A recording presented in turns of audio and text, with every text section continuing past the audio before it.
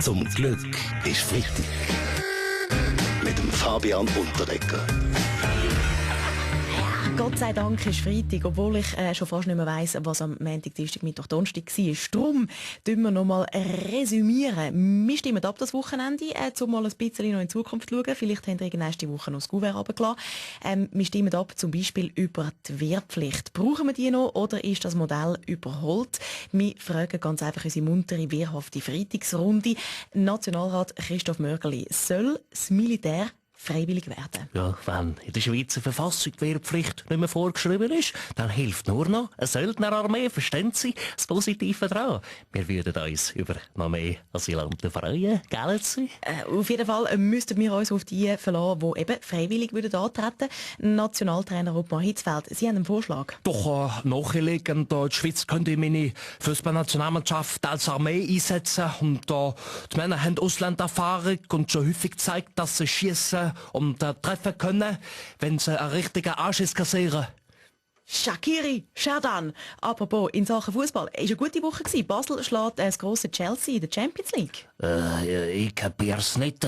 Warum spielt jetzt Basel gegen die Tochter von Bill Clinton? Auf jeden Fall ist die Sensation perfekt. SRF-Sportmoderator Rainer Maria Salzburg. Ja, ich werde was sagen, die Sensation ist perfekt. Folgendes habe ich mir notiert. Die Sensation ist perfekt. Ich wählte das Wort gerade dem legendären Trainer Kriegel Gross übergeben. Also mich schießt schon ein bisschen an. Jetzt merken alle, dass nicht ich den FCB zum Erfolg geführt habe, sondern die Spieler.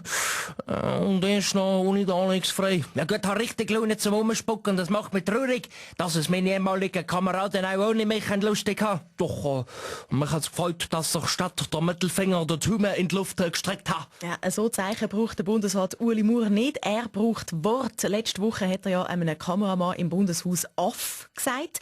Das hat auch diese Woche noch zu reden gegeben, weil ein Magistrat, der jemandem Aff sagt, das sorgt für Unruhe. Christoph Blocher, haben Sie unterdessen mit Ihrem Bundesrat ein ernstes Wörtchen geredet?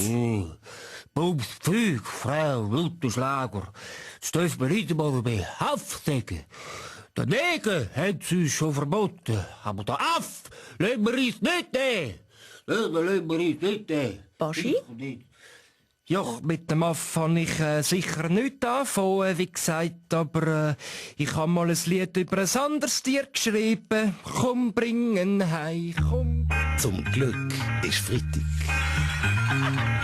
Mit dem Fabian Unterdecker.